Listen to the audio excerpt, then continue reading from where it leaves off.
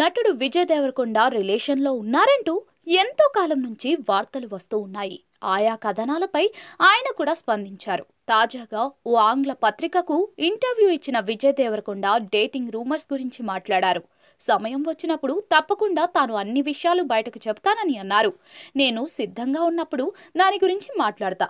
ప్రపంచం తెలుసుకోవాలి, అందరితో పంచుకోవాలని అనుకున్నప్పుడు తప్పకుండా ఆ విషయాన్ని బయటపెడతా.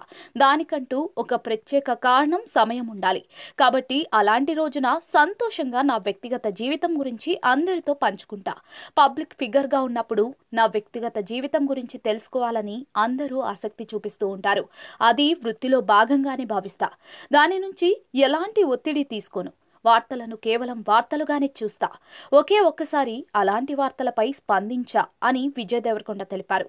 అనంతరం ఆయన ప్రేమ గురించి మాట్లాడుతూ, అపరిమితమైన ప్రేమ అనేది ఉందో లేదో నాకు తెలియదు. ఒకవేళ అదే ఉంటే దానితో పాటే బాధ కూడా ఉంటుంది. మీరు ఎవరైనా ఒక వ్యక్తిని అమితంగా ప్రేమిస్తే బాధను కూడా మోయాల్సి ఉంటుంది అని తెలిపారు.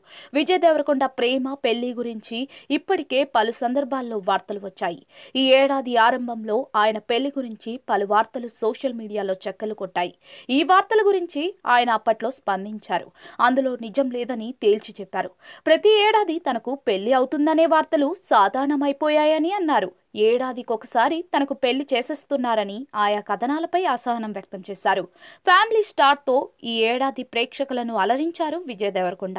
ఎన్నో అంచనాల మధ్య విడుదలైన ఈ చిత్రం బాక్సాఫీస్ వద్ద మిశ్రమ స్పందనలకే పరిమితమైంది. ఆ తర్వాత ఆయన కల్కి 2898 ADలో అర్జునుడిగా అతిథి పాత్రలో కనిపించారు. ప్రస్తుతం ఆయన VD12 కోసం వర్క్ చేస్తూ ఉన్నారు.